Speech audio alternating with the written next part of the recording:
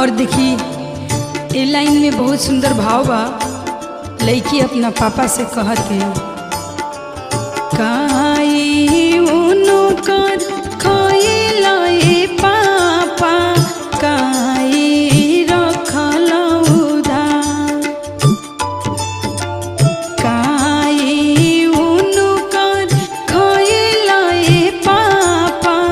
काई रखल उधार अरे के करा करने बोलू हरलाए पापा